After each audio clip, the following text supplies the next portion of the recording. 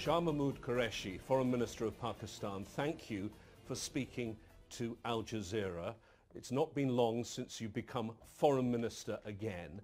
Let me ask you about the challenges of this moment. A brand new administration, and yet this time it's a political party that's never governed before, and a Prime Minister that's never held political office before. What are the challenges of that, and what possibly are the advantages too? Well, there are challenges and there are expectations as well. The challenges are that the economy is not in very good shape. Institutions that deliver, a lot of them have been compromised. Corruption was on the rise, and people plundered and stacked money abroad. People lost faith in institutions. To restore confidence is a big challenge. To restore the economy is a big challenge. To reform institutions is a big challenge. In Imran Khan, they feel we have a person who enjoys credibility, reputation, and he's a figure, a national hero, and they feel when he decides to do something, he delivers. What do you say to those that claim there is a deep state in Pakistan, and in Pakistan that deep state wears a uniform, and it's the army that this time around decided to back Imran? That's an allegation that's been made of some of your party's opponents and by some who've studied the election, which some have said probably wasn't a completely fair playing field. That was the initial verdict of the EU. How do you justify your failure? You have to blame someone. A. B. What do the international observers who were there, what did they say? They were there. There were people from the Commonwealth, there were people from the European Union, and they observed the entire process and gave an opinion. And the opinion was the elections were free, fair, and credible. One of the problems you face now is you've made a lot of promises, but you don't have a huge majority. That makes things a little difficult, doesn't it? It does, to an extent that for legislation you need a majority, and we do not have a majority in the Senate right now. So what we need to do is build consensus, and hopefully a couple of years down the line we will have rerun for the Senate, and hopefully the numbers will change. Your party's only been in power for a short period, so it is very early days, but first impressions count. It's fair to say there have been a few stumbles, haven't there? For example, selling off the government cars. You raised not as much money, the government, as it hoped to raise, only about a tenth of the amount of money that you hoped to raise. And there's been some ridicule that the Prime Minister, after doing that, travels around by helicopter. To begin with, selling cars was not generating money. It was conveying a message, and the message was austerity. The message was to live within your means. Traveling by helicopter wasn't extravagance, it was a security requirement.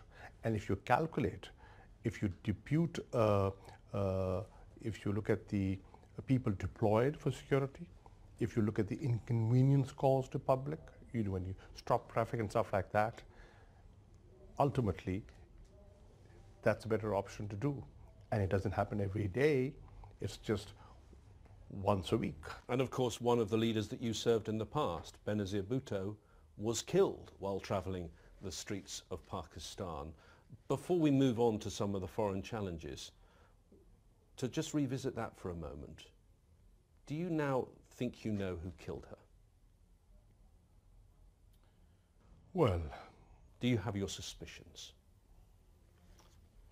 Let the party that I used to be in speak for that. They claim they know it, but they don't share it. So I will let them speak for who killed her. It's unfortunate the way she went. She could have contributed significantly to the country. Quite a dynamic personality. It's unfortunate we lost her. Let's move to relations with America. And if you don't mind, I'm going to start where you left when you were last foreign minister, because you resigned. And you resigned over the decision to let a CIA contractor who shot 2 men in Lahore not be prosecuted. Can you explain, go back there and say why you found that incident so wrong? What they were claiming, he was not. They wanted diplomatic immunity. He wasn't a diplomat. So what they were asking for was unfair. And all I was saying, the documents do not justify what you're demanding. So the position I took later, I was vindicated. He was not a diplomat.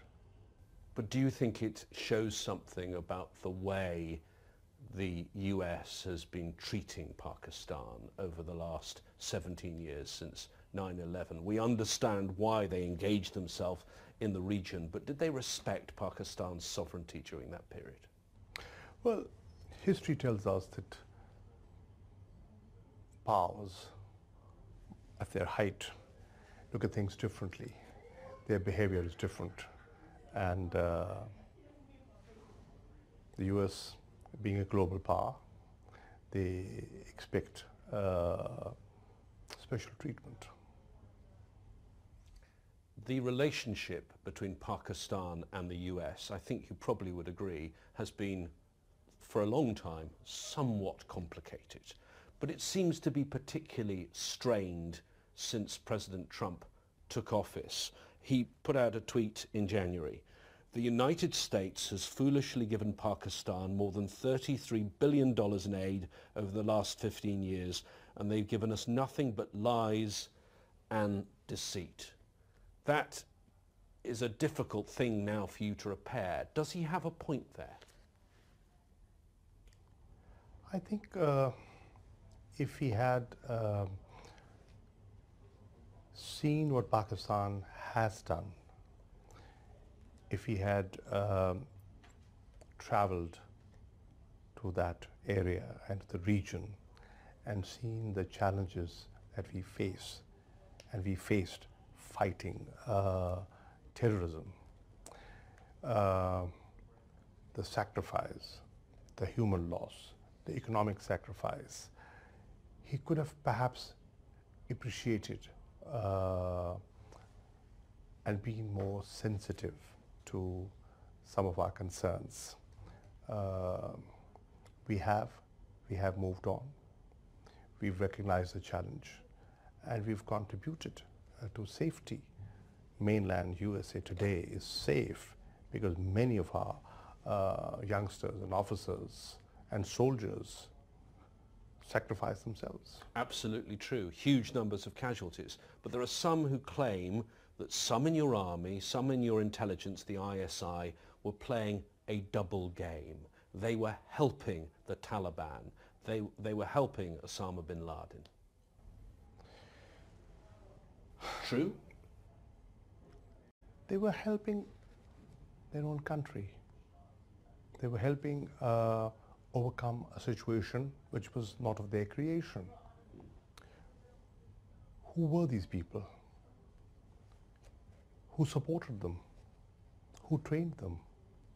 We forget history, and at times we overlook that trends change.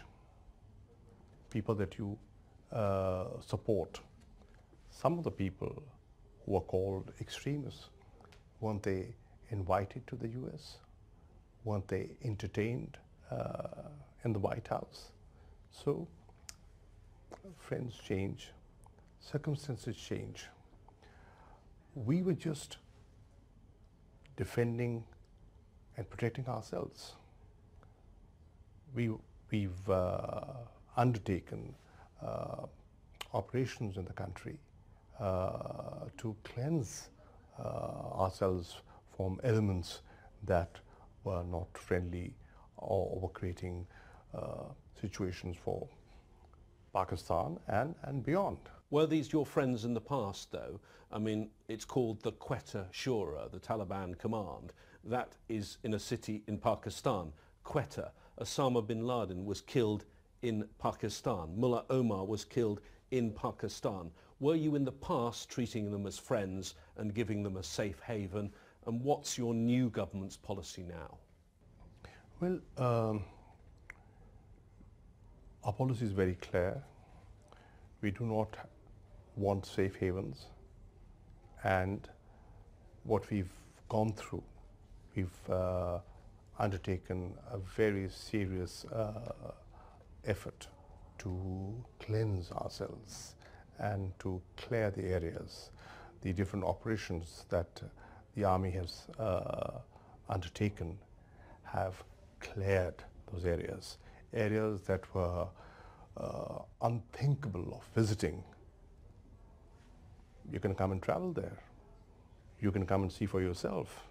See how life has returned, how people have gone back, how there are sports activities taking place, how schools are being rebuilt, an area that where at one stage it was felt that the writ of the government doesn't exist. In those very areas have now been merged with the KP province. Look at the areas that were governed under a special law are now being governed by similar laws. They have been brought into the mainstream.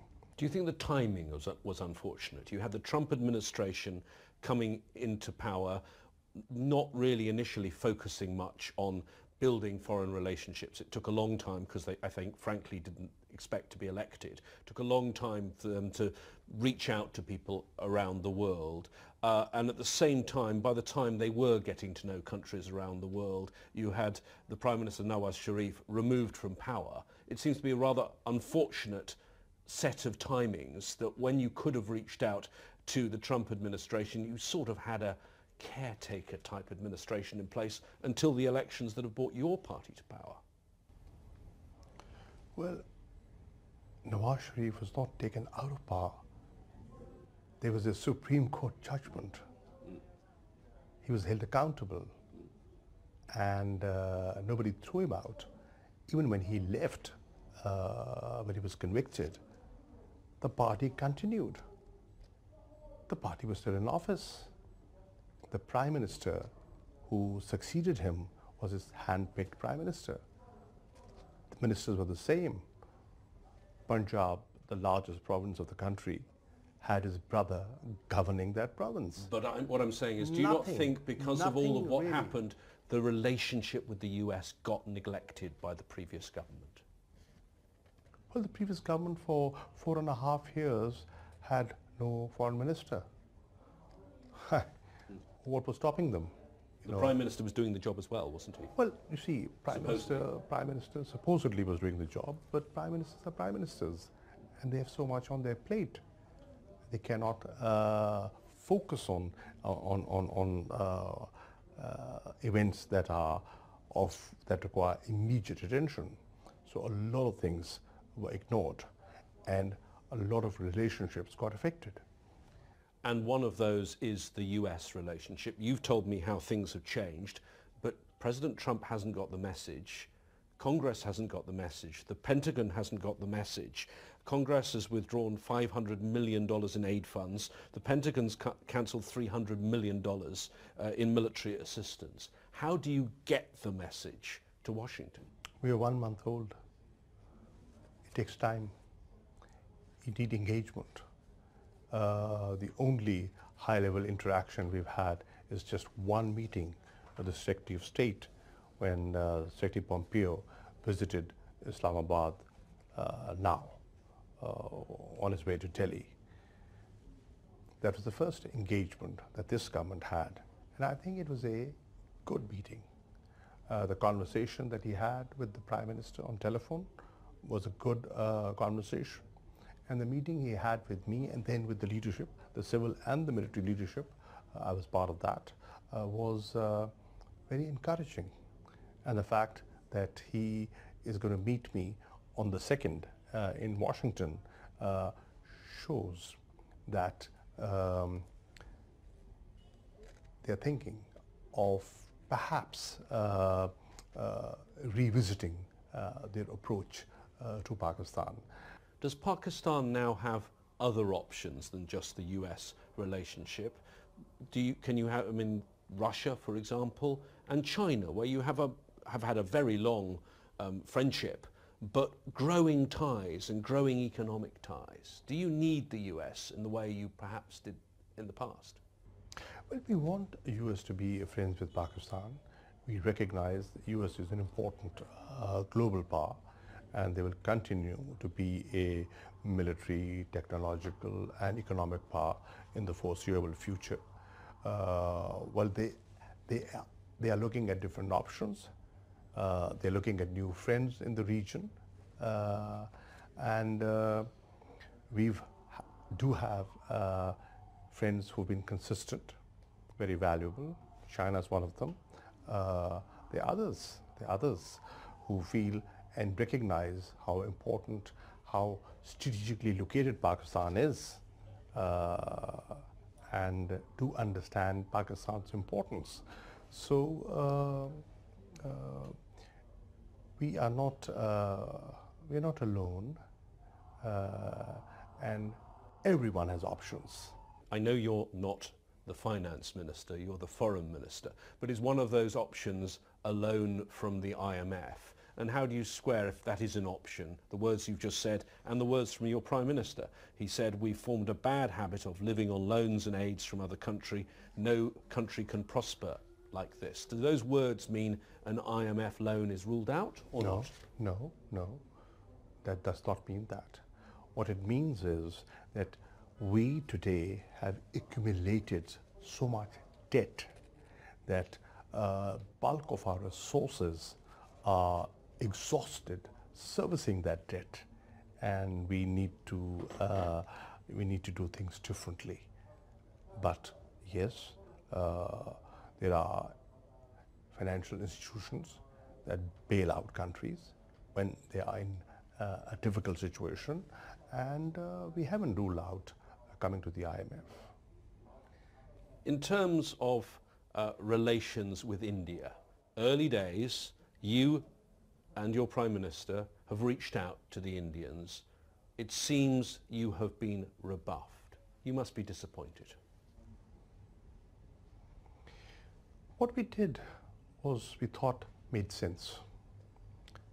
Two neighbors with outstanding issues, atomic powers. How do you fix things? War is no option. There is no military solution. The only solution is a dialogue.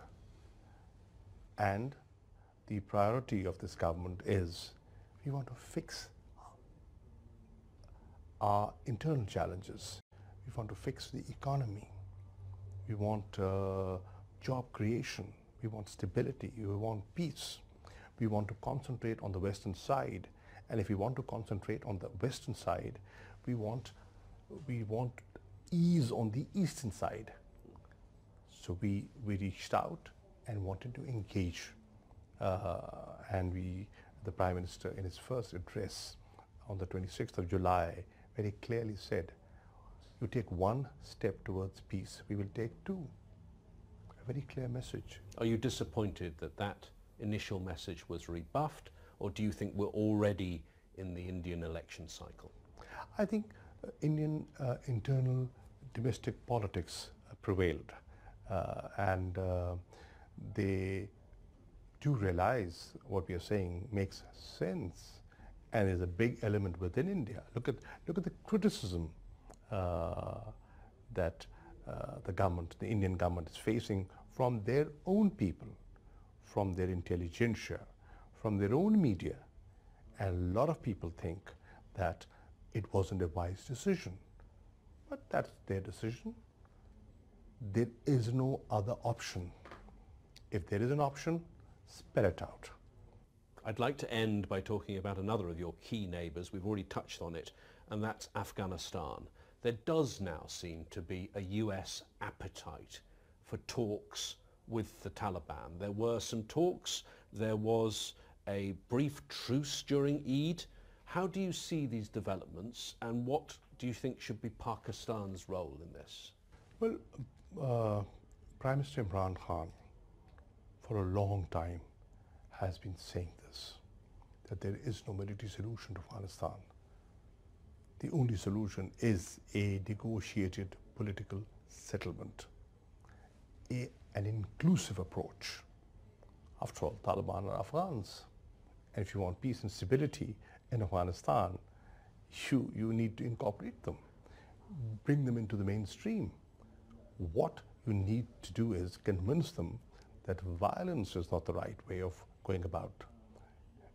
Give up arms, come to the negotiating table, and play your role, within the system. Recognize the constitution and play a role. And what model for that would you political have? role. Because, I mean, the Afghan government have tried their own talks. You had talks last year that took place in Pakistan. You have a Taliban mission, you could call it that, in Qatar. You have the US's own approach. You have the Russians also making suggestions. How do you bring all these efforts together? And the second part of my question, are you sure the Taliban really want to negotiate when they're doing well on the battlefield? Well, I think if there's enough incentive provided, why shouldn't they negotiate? Why shouldn't they? I think they also do realize that things have changed within Afghanistan over the last 16, 17 years, and they just cannot run over and just get to Kabul and just go and take over the country. That's no longer possible. So there's a new realization everywhere. I think the Afghan government also recognizes and realizes that there are areas where they have a considerable amount of influence. There are districts that they control. You got to recognize that and accept that.